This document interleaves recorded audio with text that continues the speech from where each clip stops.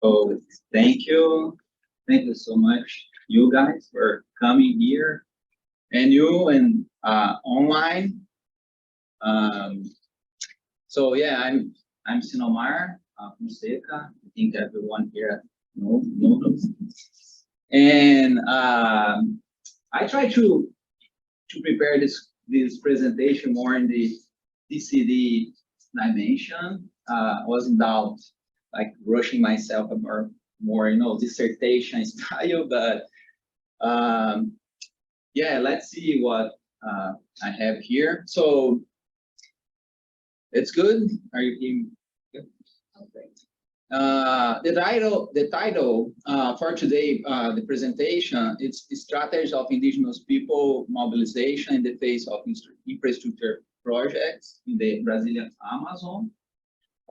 And basically, the outline is I try to give an introduction about the topic and bring, of course, what I did in the field. And the results, I try to bring them in some discussions and some that could be like TCD style also I have here. And I'm focused much more in the indigenous strategies for today. So what is the best way here? Just the screen and then okay. With the arrows and the yeah, unfortunately, like everywhere, the indigenous peoples and even traditional communities, they are kind of marginalized, but we have this, I think that from the extractive projects or infrastructure projects, if it's to respect indigenous rights. So, and try to focus in Brazil here, we have even, that's I quoted like marginalized, because we have like a history that they say it's much deeper and probably worse than that, and historical decimation. So this is a report from the 60s, and unfortunately, like 7,000 pages and bring a lot of bad things for the indigenous through the history in Brazil. But as in Brazil, we have like the recent policy, more than 30 years, the federal constitutions give like the indigenous another layer of protecting their rights and their cultures, their ways of life. And here, how can I just bring it like, yeah, there, okay, like, this one, okay. Okay, let's, sorry, show video now. What? One more down. Okay, this one. Thank you. So we have also more than 30 years the International Labor Organization Convention, especially in the 169 Convention that gives 44 articles and bring much more the indigenous peoples, their rights, in the sense that they have the same rights that the society, but even more like even the sense that respect their culture, their ways of thinking, their knowledge, their rights for education. And so in Brazil, we have like an immense cultural diversity, you know? And I like this map because bring like the idea of size, basically showing that, you know, Europe fits, a lot of countries from Europe fits in the Amazon, and we still have space. So, and for now, we have like more than 300 indigenous peoples that speak more than 270 languages.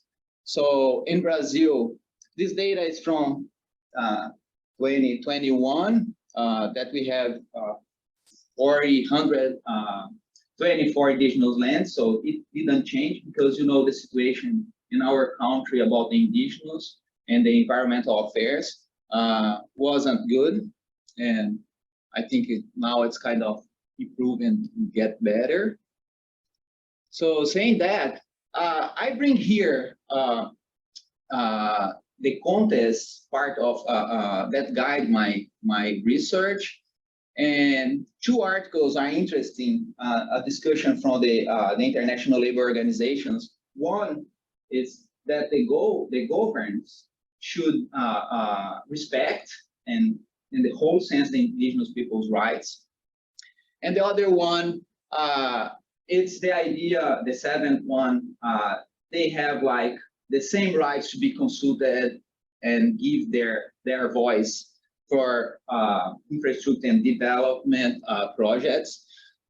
A lot of the literature criticize and talk about the way that the government acts. So we have layers because somehow they need to be signatories. In Brazil, is signatories of the Indigenous Labor Organization in 2002, and actually we have few countries that it's like 23 countries, if I'm not wrong, that is signatory of this international law, and many of articles and studies are depicting and assessing what is the meaning of free prior informed consent, because it as a tool that gives them like, okay, we are free to have our choice and our lanes. We can have like coercion or be manipulated. So all the projects needs or information needs to be prior to have any decision. And informed, like you have like a huge meaning, because even you need to be adequate, accurate. You also have a lot of discussion to be in their language, the way that they think. So it's very interesting concept. And the consent, it's respect for the indigenous decision and agreement. A problem here is kind of a huge criticize that the indigenous peoples, they are kind of consulted, but they don't have like the position to vet the projects. It's not binding. So just quick information. We have like big problems in the way that the states, the national states, of course, they deal about consultations with indigenous peoples. And for sure, you know, like the development hydroelectric power in Brazil. So we have the lack of consultation and even for, you know, their rights of free prior informed consent. Another one from the Guaranis here in the South America, the Bolivians, and that they just don't have the opportunity to fulfill their own interest in the sense of extractive industries. And Valencia and Hernandez, they discussed that it's a kind of model that the law and the policies are constructed in a way that they degrade and they excluding, you know, those peoples on the ground to be involved in the infrastructure project. And this number was 3,000 infrastructure projects in tonight that needed for free prior informed consent, but it's much more now. So, and it didn't have any experience that we did like a consultation this way. But just saying that what I need to do. As I told you at the beginning, I'll try to concentrate in the indigenous people movement, the way that they organize itself. But I have this overarching question in my dissertation, that why and how have indigenous people in the Amazon mobilized around free prior informed consent as a strategy to deal to face infrastructure projects? And basically, political ecology, environmental governance help us and me to guide like this theoretical framework about doing the proposal. And I told about the FPIC and the NGOs involved support indigenous people's rights. basically the main actors here that I studied, they state from the Federal Public Ministry here and FUNAI. This is the National Indigenous Agencies that support indigenous people's rights. And we have some indigenous and conservation NGOs that support them, you know, in terms of their rights that they ask. And basically, it's like I'm talking about allies or not allies. So their support from the state, the way that they think to protect their lands and their culture, and their norms, the norm and the law policy involved. So the study area that I'm focusing here is this infrastructure, this highway. It's more than 807 kilometers that connects Manaus towards like south to Porto Velho. Manaus is capital of Amazonas State, and Porto Velho is capital of Rondônia. And it was planned and built in the 70s during the dictatorship regime.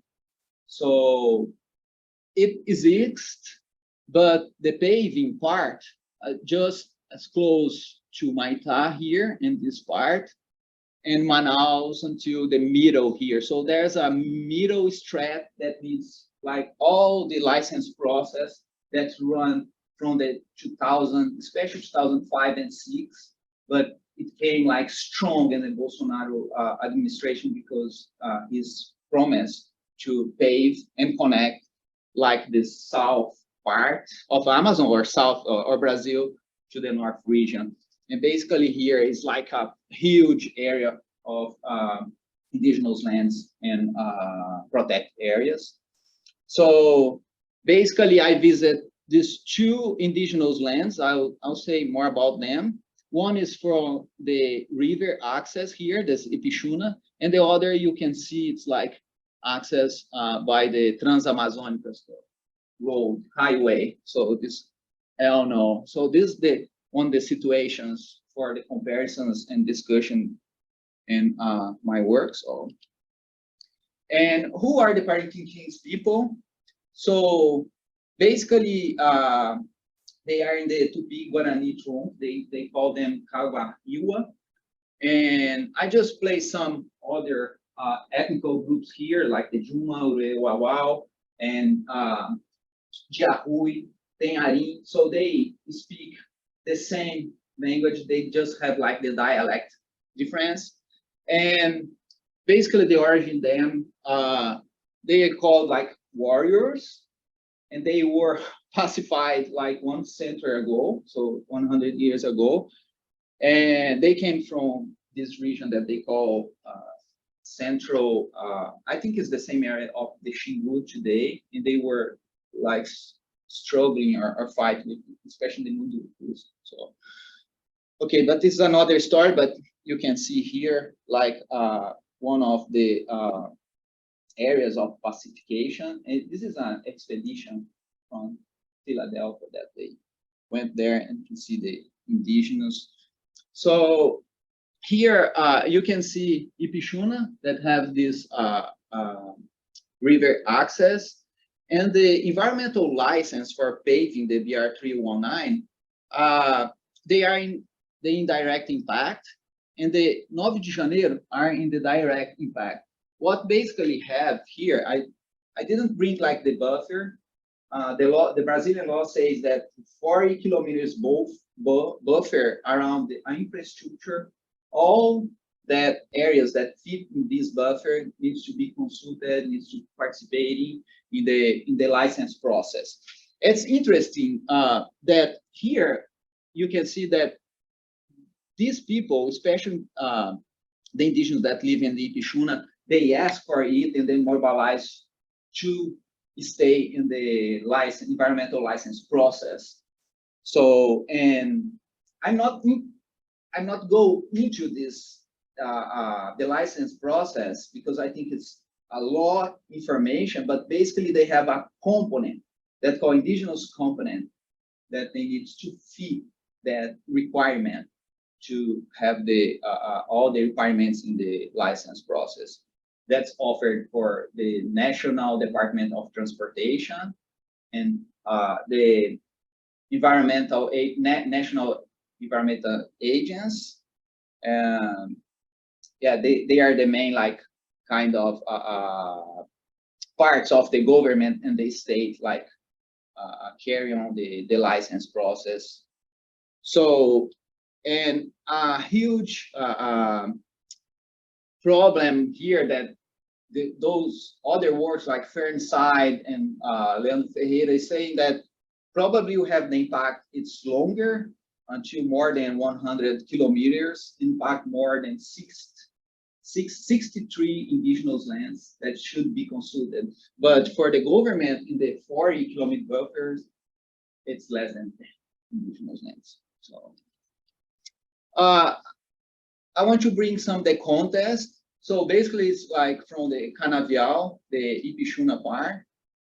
You can see they also have like the, how can I say, seringueira? Robert tree, and I was help them with the Brazilian nuts. You can see like the black soil, the terra preta de índio, that community. So it was like a cane sugar plantation huge in that area, but also like peppers, Robert. And here I like this picture because just not just about the landscape, say a lot about this community. You have here the cassava flower housing, but you have here antenna, so that they use for communication and using internet. So yeah, here it's a house, and the other side is more in this way. We have like when I went there are the pictures that I visit. It's 2021. So, and you can see they have a lot of trucks, and they were trying to have presence in that area, and they were like in the paving the beginning part. And here also they in the Nova de Janeiro's indigenous land that they were helping to just like a better structure of access for them, but have a lot of farms. It's not good, this picture, and you need to like just pass the Madeira River, and they use this shuttle big ships, that connects Humaitá. You pass from Madeira River because you don't have a bridge, and go to Transamazônica. So there, online. And just for observations, I did a lot, but now you can see the dredgers here dragging, especially gold miners.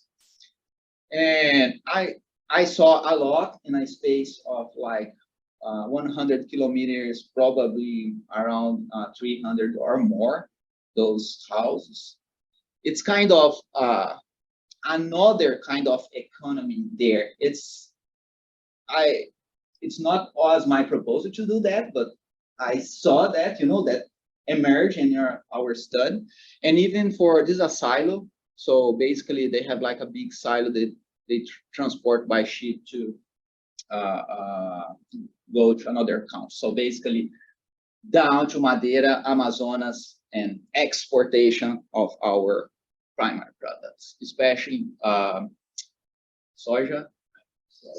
Sorry, thank you. Okay. I use it basically when I got in the communities. I need the initial presentation, and the consenting. So we had like meetings. So I did interviews and structure on, and also I applied like methodology, like more qualitative understanding. And I did a lot of observations, but I want to focus here. So I have also another part, but I want to focus in the focus group and the workshop that I did in the 3 communities. For the first part, I asked 3 questions them about their strategies, what they strategies, and why they use that strategies, and how they mobilize for their strategies. And I explained later that I use like internal and external factors, assess how they mobilize for their rights. And it was like some agreement that I have with them. So they asked me how you can help us, like with something that's more technical, and then we can use. And that's I think was very good to use a SWOT matrix. That I was thinking is kind of TCD also, because I think it's very useful to use. So, and the first part, these are the questions. What strategies you use facing infrastructure project, and why do you use these strategies? And the third question is, how do you mobilize to use this strategy?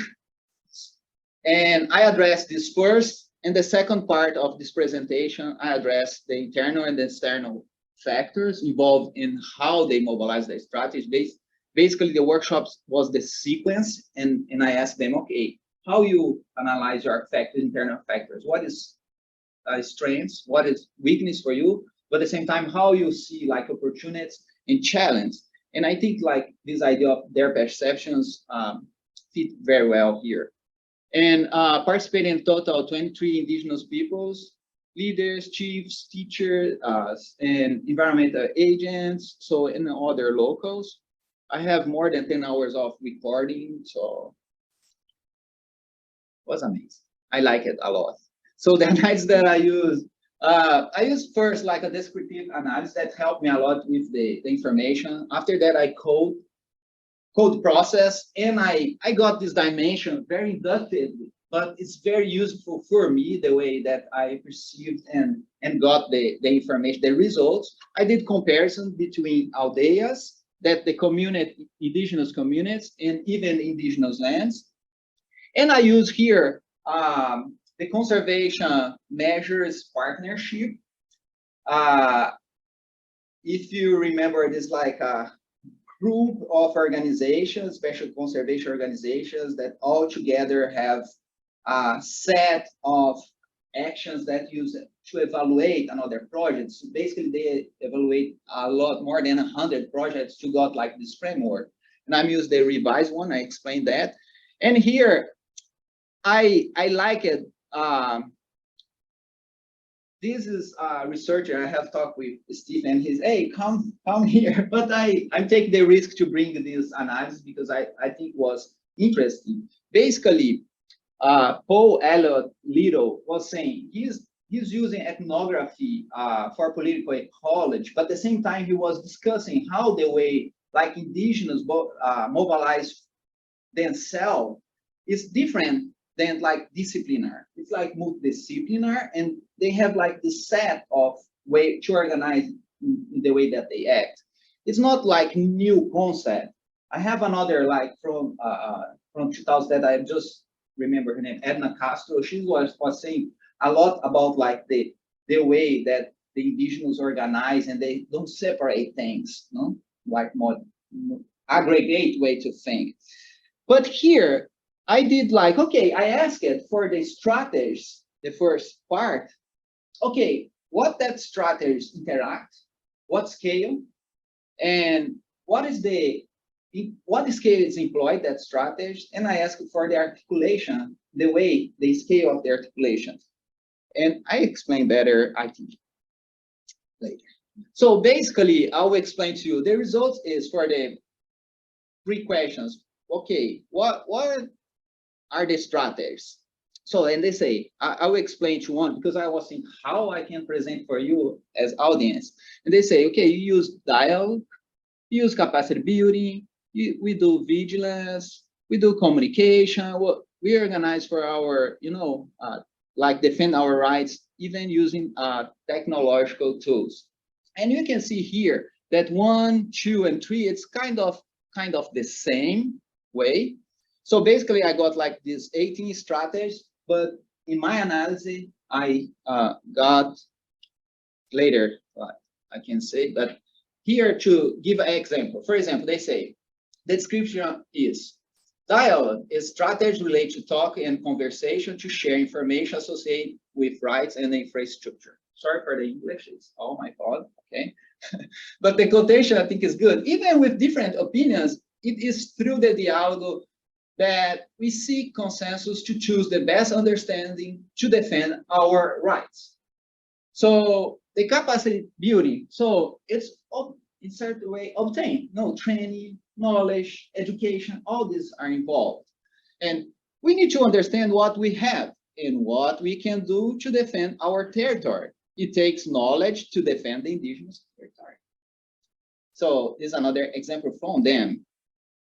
Like the vigilance has a broad meaning, but even like the territorial protection, another like mapping and the way that they monitor their resources, you know, and even enforce in the area and like looking for natural resources. During the vigilance, we work to protect our territory, showing that it has presence and that we are aware of what happens in our territory. It is time to discover new places never visited. Show the younger ones the old place to keep the knowledge throughout their generations. So it's another way to think. Okay, thank you.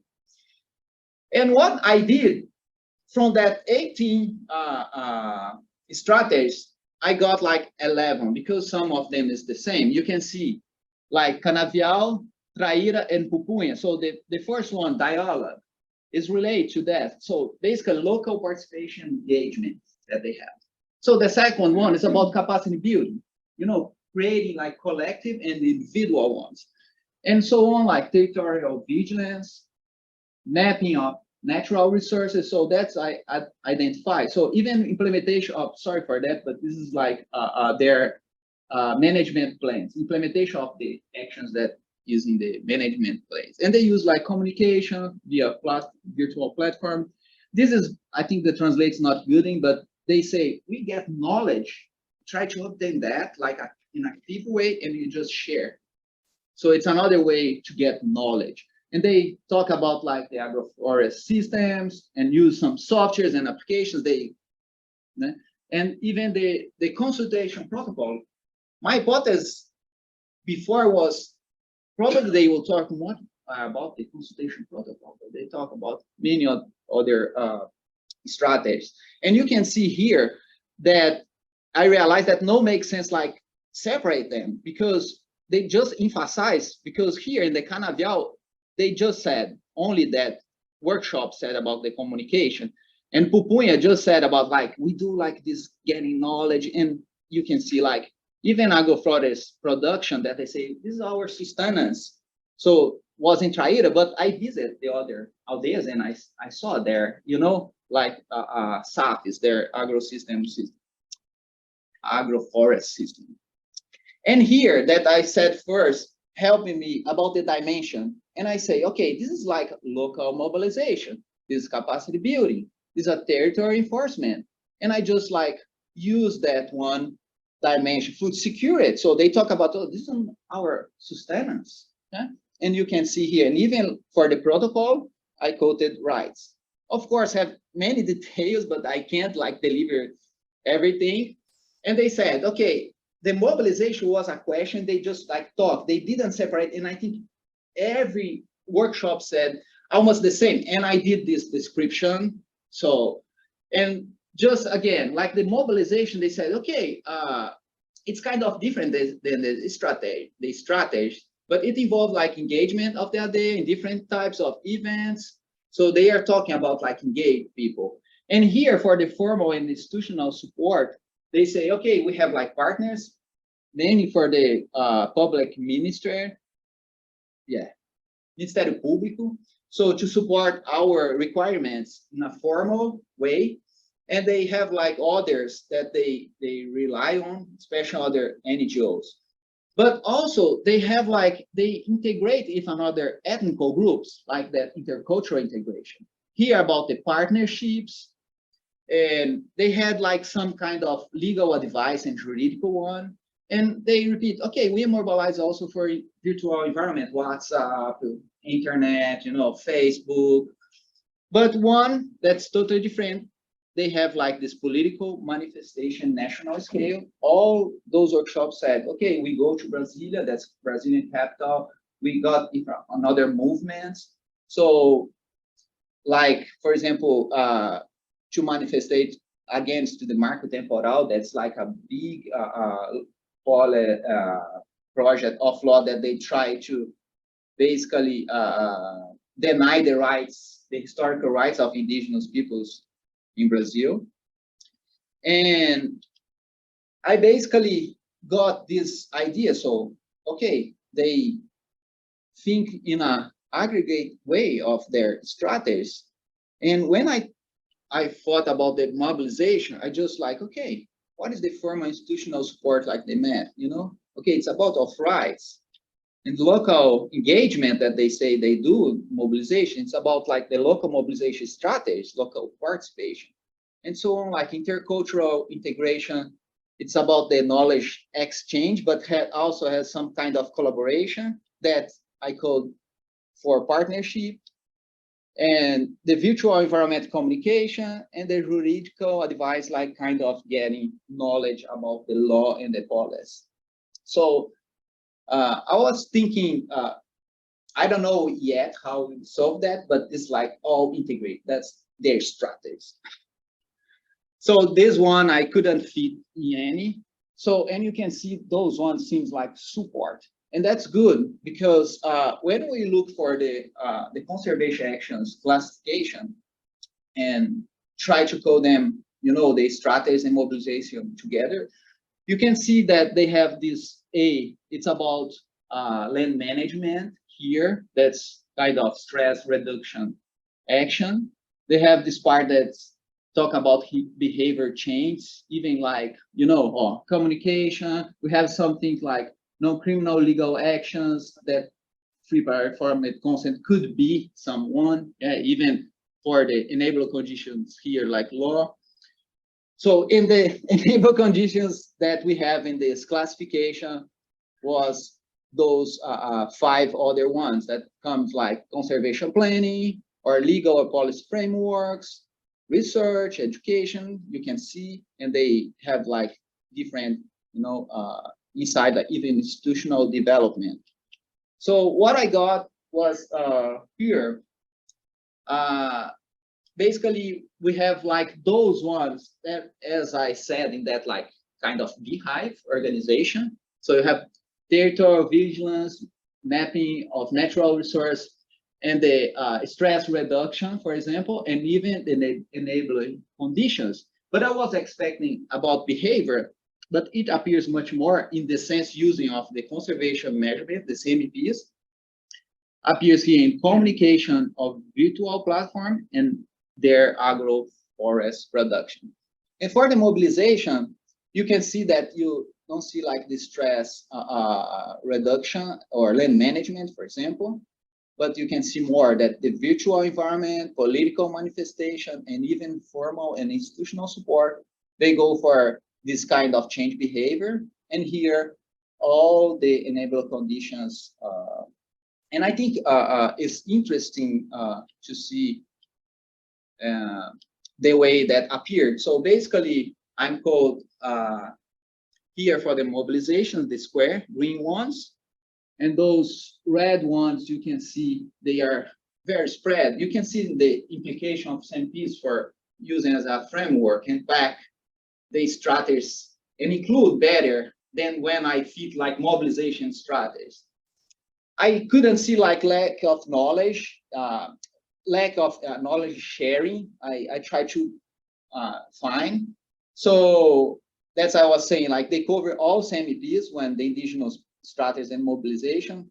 And I think this means a strong set of conservation strategies coming from the indigenous people. And I think it's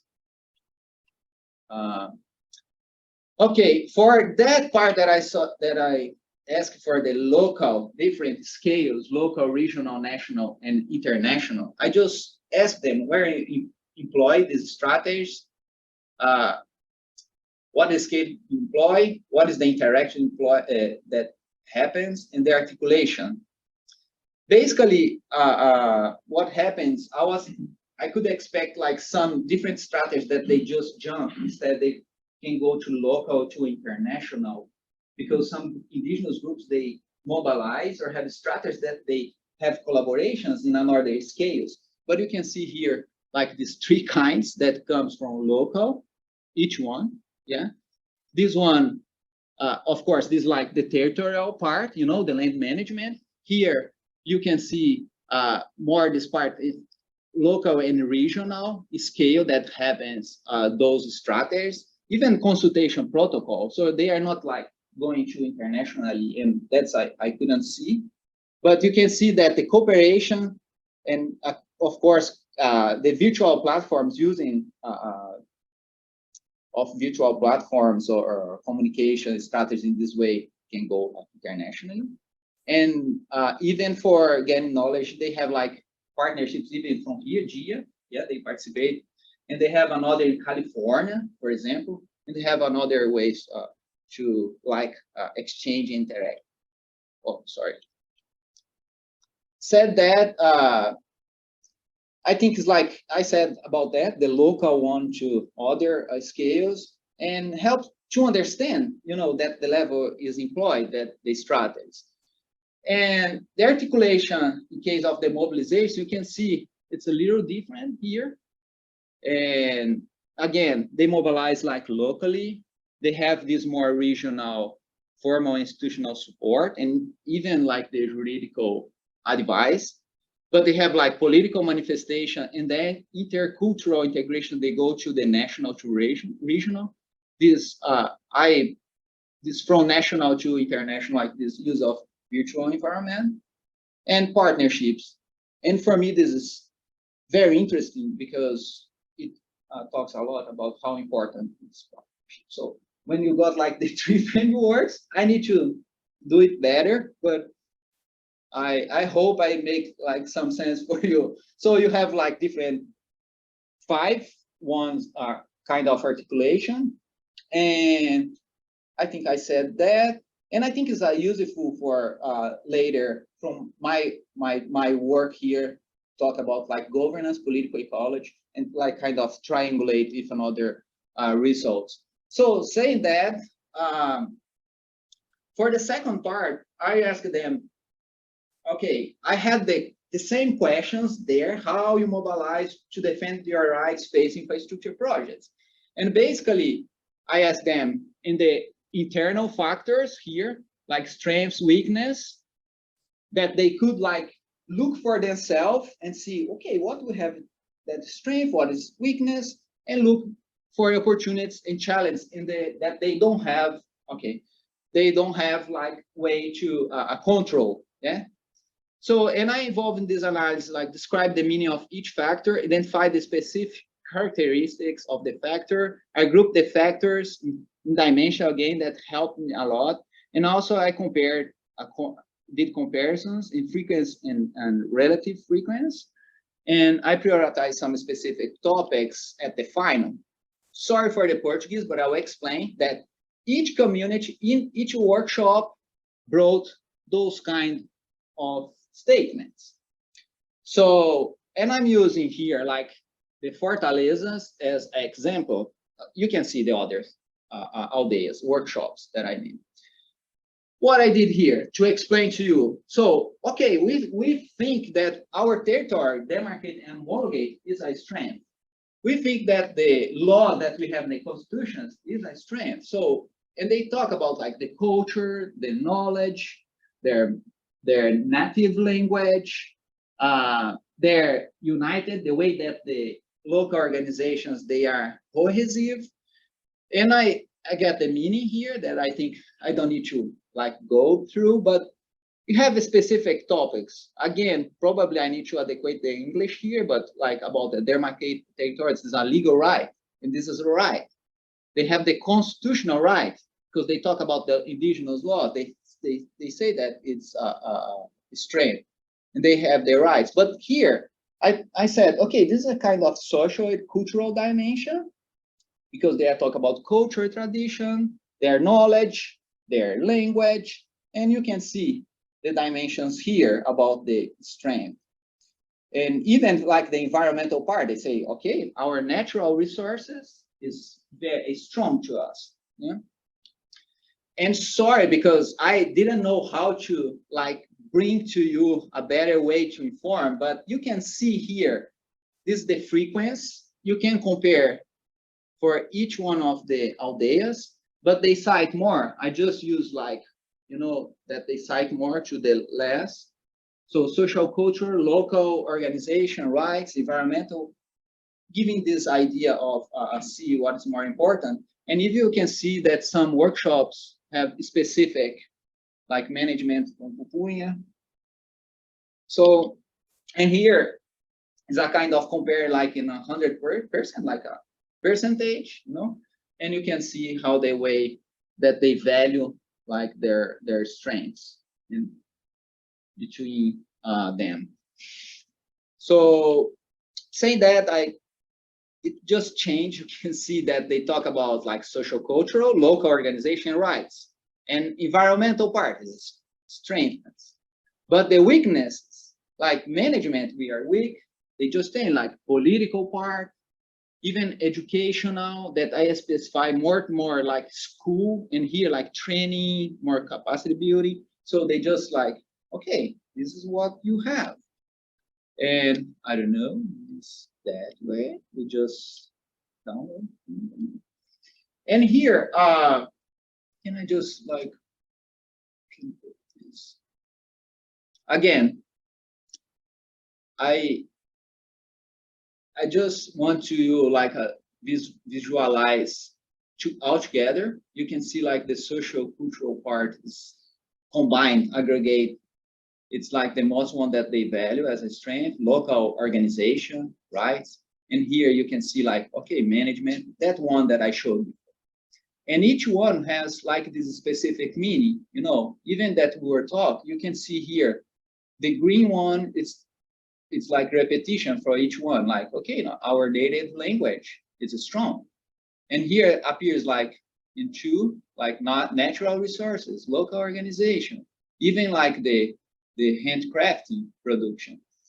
So all are important, of course, but just like giving some highlight to those ones that they emphasize. And I did for the external factors, and I don't want to like go too much deeper, but basically show you that they say as opportunities like management, agroforest that appears like goes to the top, and even like collaborations, that's very interesting. And you have like this socioeconomic, they talk a lot about like how we can get better, financial conditions.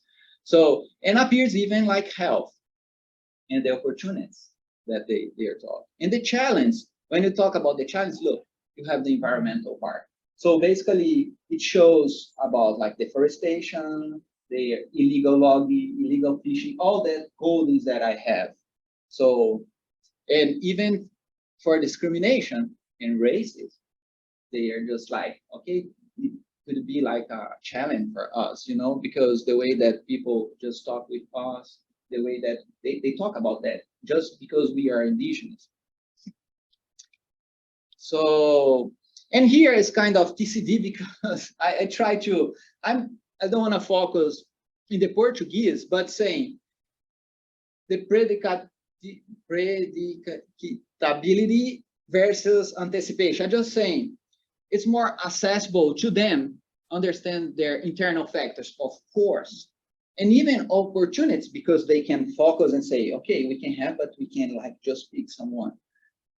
But it's very higher uncertainty in the parts of challenge and threats. And sometimes they thought about some other infrastructures, and sometimes they were like the BR319, that my study case. That's I want to just say that it's kind of higher uncertainty here. And I just bring here because I already talked with their organization, and they really like to discuss a lot the use of that. So I couldn't see in the literature some to bring to you. And even this, the same, I don't want to bring any like contest, but we were talking, okay, what is our expectation here in the X? Like you can see minus and plus, and you can see minus and plus that like control. We were talking, okay, you have more control in the internal factors, but about like the external factors, of course, we have like a lot of expectation opportunities, but we have like much less control. That's the idea. It's not like scientific, but I thought it's interesting to bring here. So to finalize, I try to, yeah, sorry for the Portuguese there. But I think a set of strategies are used in the defense of indigenous rights. And like vigilance, knowledge, and governance have broad synonymous. And I think they really think about this aggregate way of their strategies. The mobilizations are 7, but I think local engagement that I was looking is key. And so they have like these more practical elements to act and to organize. The internal factors can be identified, understood, and used to generate better results to defend the indigenous rights. And I think I like local organizations and integration and the homologation of the territorial archive factors. Management, educational factors, and political representation need to be strengthened. And they talk a lot about like empowerment and the way that they think about we don't have any political representation and political like leader. And here these technical factors, so can be no, but it's kind of, we don't know what can help, but could be addressed. I place here like more clearly in advanced. And socioeconomical factors like emerge as opportunities for them. And the clear concern about environmental factors relate to impacts of their territory, so that growth as a challenge. So let's see. And for me, overall, like the key elements here in this, their strategies, it's local engagement, effort in partnerships and collaborations, integration into actions, the way that integrate, reinforce knowledge and education to defend their territories, getting like capacity building, and improvement of territorial and environmental governance. Yeah, just acknowledge to you all for being here, and this my support to get here. So each one is important for me, of course. The committee members of my dissertation. Yeah, and thank you so much. I think